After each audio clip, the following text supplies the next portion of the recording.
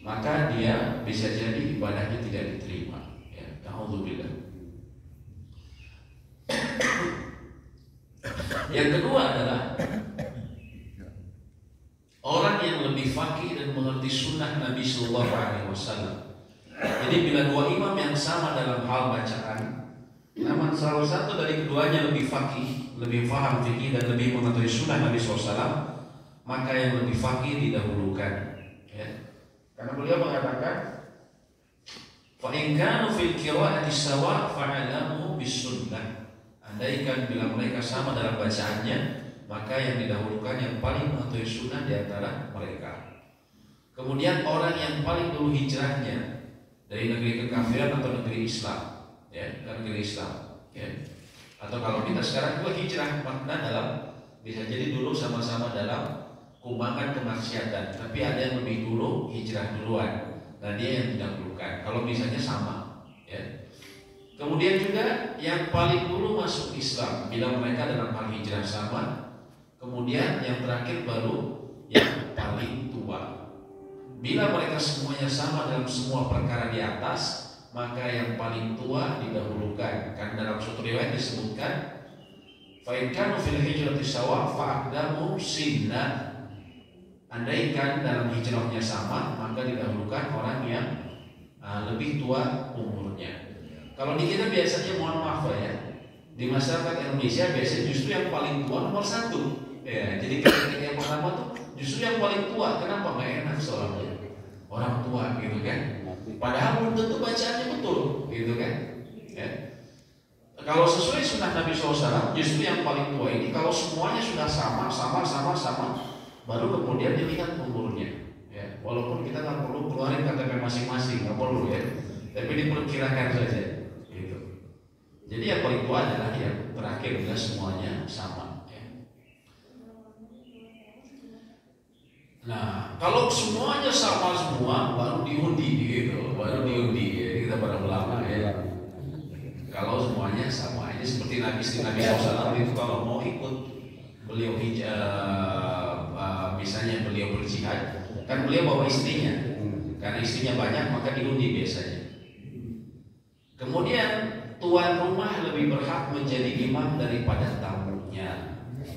La ya'ummanna ar-rajulu rajula fi ahlihi wa la fi sultanihi. Janganlah seseorang laki-laki mengimami laki-laki lain pada keluarganya dan pada daerah kekuasaannya. Artinya kalau kita diundang, walaupun kata para ulama, bacaan kita lebih baik dan juga kita lebih paham agama dibandingkan si tuan rumah, tetap yang paling berhak itu adalah tuan rumah. Kecuali tuan rumahnya mempersilahkan, silakan Pak. Gitu. Kecuali mempersilahkan tidak mengapa. Tapi seseorang ya, tidak boleh kalau bisa tidak persilahkan langsung dia misalnya langsung seperti itu ya. Begitu juga penguasa, ya misalnya pemimpin besar. Kalau dia dia berkuasa di suatu tempat, ya maka dia lebih berhak walaupun di situ yang datang di ulama. Kalau dia tidak mengizinkan, ya, maka tetap itu adalah haknya penguasa tersebut. Salah atau benarnya dia yang tanggung, gitu kan? Dia yang tanggung. Demikian juga imam masjid rawatib. Kalau di sebuah masjid ada imam tetap, misalnya imam tetap dari hari Senin sampai Rabu ini, Kamis sampai Jumat atau sampai Ahad ini, maka dia lebih berhak daripada selainnya, ya. Kecuali dari pemimpin tetap dia yang nomor satu, ya. Walaupun yang lain ada yang lebih mengetahui bacaan yang lebih bagus atau mengetahui fikih, ya.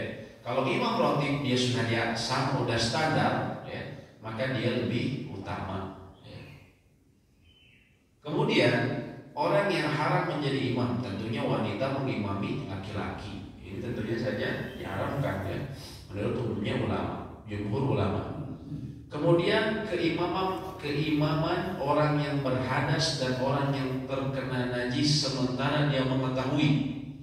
Bila makmum tidak mengetahui hal itu sampai sholat selesai, maka sholat makmum sah. Maksudnya apa Pak? Seseorang mengimami sholat Dia sadar, aduh saya ini tadi mohon maaf ya, saya junub gitu. Tapi tahu dia sudah di tengah sholat, kalau dia mundur dia malu, gengsi gitu. Akhirnya dia terusin sholatnya. Maka pada saat itu kondisi dia mengimami haram hukumnya. Tapi bagaimana dengan sholat makmum? Sholat makmum dia sah.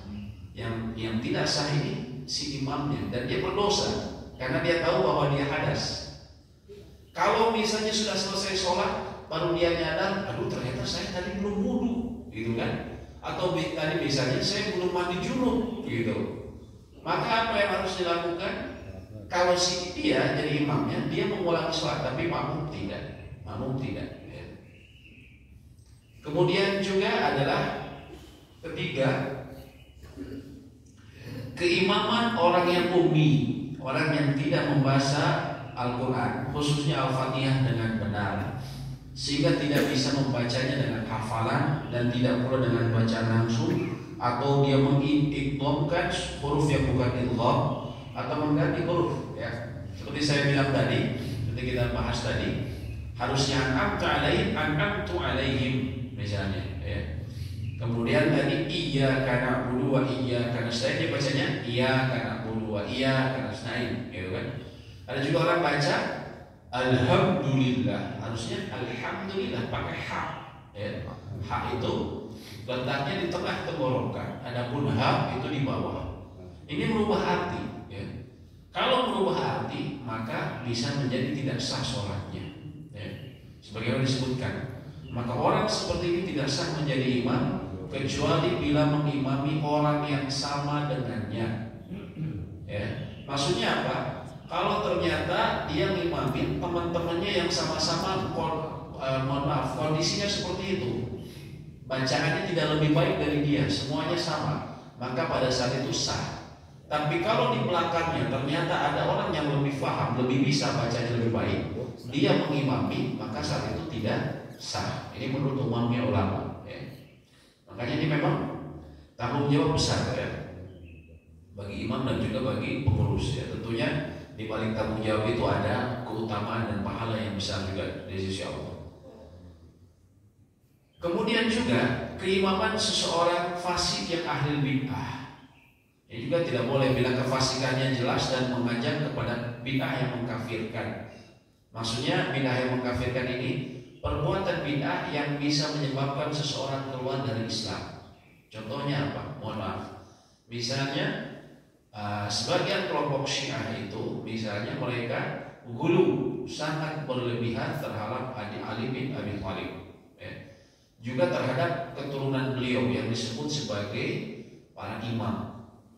Sehingga mereka sampai berlebihannya itu mereka mengatakan bahwa para imam itu mengetahui hal-hal yang gaib. Bahkan mereka lebih mulia dari para nabi, ya. Bahkan kunci surga dan neraka itu ada di tangan mereka, ya. Bahkan kalau kita lihat di YouTube gampang sekali, mereka itu mengatakan kalau seseorang berhaji